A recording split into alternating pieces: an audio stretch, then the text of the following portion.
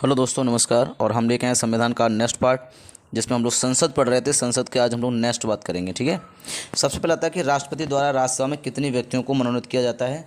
तो आपको 12 व्यक्तियों को किया जाता है। कितने लोगों को? 12 को। ठीक है। और ये आपके खेल से संबंधित होते हैं, चिकित्सा से होते हैं, समाज से होते हैं। ठीक है। इन सभी से संबंधित होते हैं। जो 12 क्या हो जाते हैं, चुने जाते हैं, और राष्ट्रपति चुनता है इनको। राज्यसभा के लिए नामांकित होने वाली प्रथम अभिनेत्री कौन थी? तो नरगिस दत्त थी, जो राज्यसभा की सदस्य बनी थी 1980 से 86। बहुत इंपॉर्टेंट रहता है कि कौन सी अभिनेत्री थी। तो नरगिस दत्त थी। लोकसभा की प्रथम महिला अध्यक्ष कौन थी? मीरा कुमार थी। कौन है? मीरा कुमार। 4 जून 2009 से 4 जून 2009 से 4 जून 2014 तक रही थी। राज्य विधानसभा में कोई भी धन विधेयक राज्य के राज्यपाल की संतुष्टि के बिना या अनुमति के बिना प्रस्तुत नहीं किया जा सकता। ध्यान रखना, कौन सा? धन विधेयक। वे प्रथम लोकसभा अध्यक्ष कौन थे जिनके विरुद्ध लोकसभा में अविश्वास प्रस्ताव लाया गया था? तो कौन थे वो? जीवी मालवंकर थे। कौन थे? जीवी मालवंकर थे। लोकसभा का सचिवालय किसके नियंत्रण में रहता है? तो लोकसभा के अध्यक्ष में रहता है। किसके? तो लोकसभा के अध्यक्ष। भारतीय राजनीतिक व्यवस्था में कौन सा सर्वोच्च है? तो संविधान। भारत की संचयी निधि पर कौन सा व्यय भारत नहीं होता है? तो भारत के प्रधानमंत्री के वेतन और भत्ते। सही है। बाकी हम पिछली बार वीडियो में आपको बता चुके हैं कि संचयी निधि से किस किस को मतलब जो आय है या सैलरी है वो किस किस को दी जाती है। तो आप उसको पीछे वाला वीडियो हमारा देख लें। आयो उस्मान भव जाके प्ले लिस्ट में जाकर संविधान के नाम से लिस्ट बनी, उसमें आप संसद का देख लें। उसमें संचयी निधि के बारे में सारा बताया गया है। ठीक है, ध्यान रखना। अब हम लोग बात करते हैं यहाँ पर नेक्स्ट। धन विधेयक संसद के किस सदन में पुनर्स्थापित किया जा सकता है? तो केवल लोकसभा में कर सकते हैं। किसमें कर सकते हैं?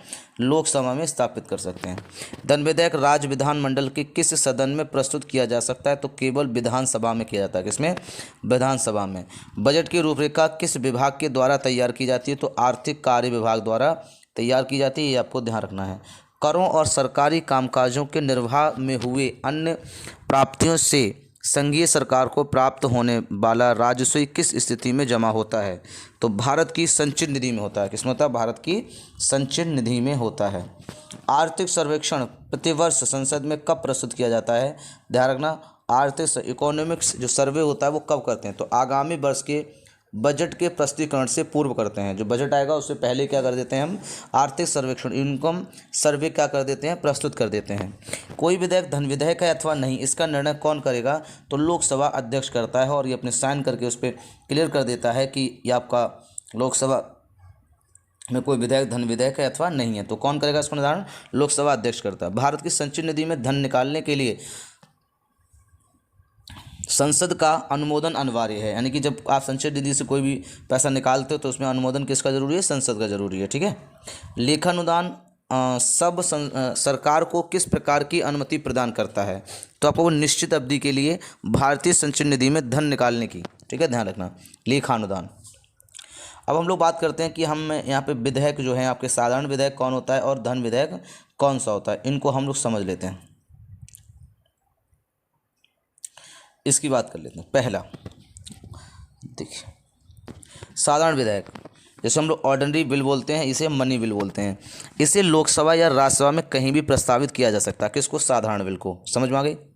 धन विधेयक, इसे केवल लोकसभा में प्रस्तुत किया जाता है। धन विधेयक जो होगा उसको सिर्फ किस में प्रस्तुत करेंगे? लोकसभा में। इसे मंत्री अथवा गैर सरकारी सदस्य दोनों द्वारा प्रस्तुत किया जा सकता है। इसे केवल सरकार के किसी मंत्री द्वारा प्रस्तुत किया जाता है। धन विधेयक को। साधारण विधेयक, इसे सदन में प्रस्तुत करने से पूर्व राष्ट्रपति की अनुमति आवश्यक नहीं है। इसे सदन में राष्ट्रपति की अनुमति से ही पुनः स्थापित किया जा सकता है। किसको? धन विधेयक को। इसे राज्यसभा द्वारा संशोधित या अस्वीकृत किया जा सकता है। इसे राज्यसभा द्वारा संबंधित या अस्वीकृति नहीं किया जा सकता। इसको क्या धन विधेयक में ना, ये सिर्फ आपको क्या दे सकता है? एडवाइस दे सकता है, लेकिन इस बिल को वो निरस्त नहीं कर सकता। किसको? धन विधेयक को। साधारण विधेयक को कर सकता है। इसे राज्यसभा अधिकतम 6 महीने के लिए रोक सकती है। अगर पूछे साधारण विधेयक को राज्यसभा कितने दिनों तक रोक सकती है, तो आपको वो 6 महीने रोक सकती है। कितने रोकेगी? 6 माह। अगली बात करें, इसे राज्यसभा अधिकतम 14 दिन। धन विधेयक को कितने दिन रोकेगी? 14। और साधारण को 6 माह। इसे राज्यसभा में भेजने के लिए लोकसभा अध्यक्ष के द्वारा प्रमाणित किए जाने की आवश्यकता नहीं है, ऐसे ही आप भेज सकते हो, ठीक है।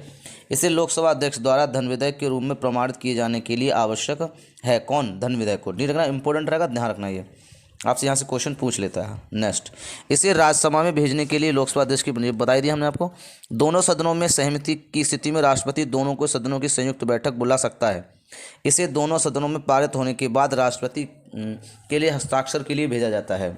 इसमें दोनों सदनों के बीच असहमति का कोई अवसर ही नहीं होता है, इसलिए संयुक्त बैठक का कोई प्रावधान नहीं है। इसे केवल लोकसभा से ही पारित होने के बाद राष्ट्रपति के हस्ताक्षर के लिए भेज सकते हैं, ठीक है।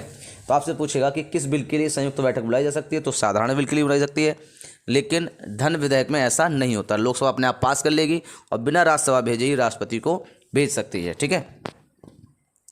ये विधेयक लोकसभा के अस्वीकृत होने पर सरकार को त्यागपत्र देना पड़ सकता है।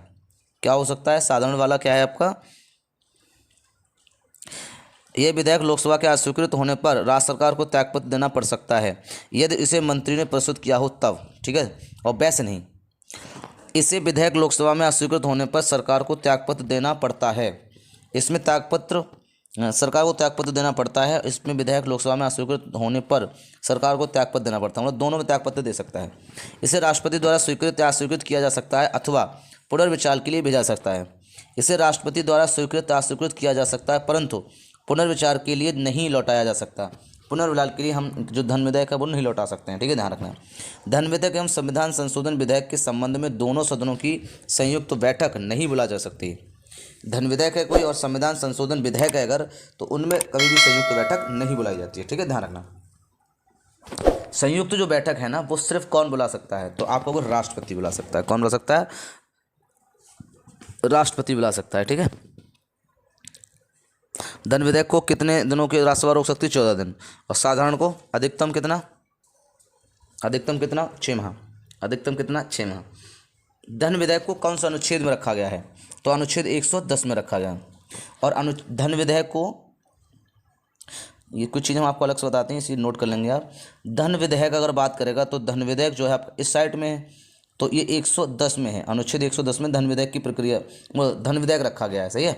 और अगर प्रक्रिया पूछेगा कि धन विधेयक की प्रक्रिया, तो आपको 109 अनुच्छेद में रखी गई। किसमें रखी गई? हाँ। और जो धन विधेयक है वो वित्तीय विधेयक भी कहलाता है। क्या कहलाता है? वित्तीय विधेयक, ठीक है। और पूछेगा कौन सा ऐसा विधेयक है, विधेयक है जिसको राज्यसभा में प्रस्तुत नहीं किया जा सकता, तो आप कितना बताओगे? धन विधेयक बताओगे, ठीक है। धन विधेयक में संयुक्त बैठक का प्रावधान नहीं है और पुनर्विचार का नहीं है, ध्यान रखना, ठीक है। अब हम लोग बात करते हैं वित्तीय विधेयक, यानी कि साधारण विधेयक। किसको बोलेंगे? साधारण विधेयक। एक यहाँ पर और आपसे पूछ लेता है, वित्तीय विधेयक पूछ लेता है, क्या बोला? वित्तीय विधेयक।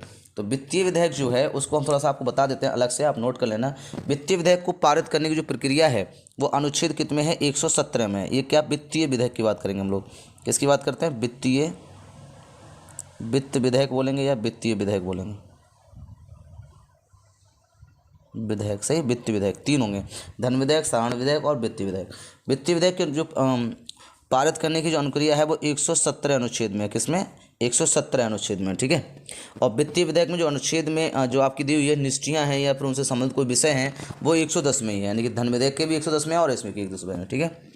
117(3) के अधीन आने वाला वित्तीय विधेयक को छोड़कर अन्य जो विधेयक होते हैं वो क्या करते हैं? पारित किए जाते हैं। वित्तीय विधेयक को जो है व्यापक कहलाता है ये विधेयक, ठीक है। इसे प्रत्येक वित्तीय विधेयक के धन विधेयक नहीं होता है। जरूरी नहीं कि सबके सब वित्तीय विधेयक क्या हो? धन विधेयक, मतलब कुछ आपके धन विधेयक कहलाते हैं। वित्तीय विधेयक को राष्ट्रपति पुनर्विचार के लिए लौटा सकता है, ध्यान रखना, ठीक है। और वित्तीय विधेयक दोनों सदनों द्वारा पारित किया जा सकता है और वित्तीय विधेयक के संबंध में संयुक्त बैठक बुलाई जा सकती है। ये आपके क्या होता है? वित्तीय विधेयक होता है, तो ये आपको ध्यान रखना है, ठीक है।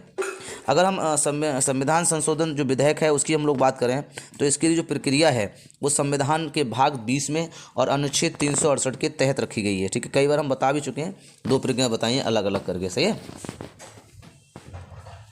तो ये आपको ध्यान रखना, भाग कौन सा? 20, और जो अनुच्छेद है वो 368 के द्वारा हम क्या कर सकते हैं? संशोधन कर सकते हैं, ठीक है।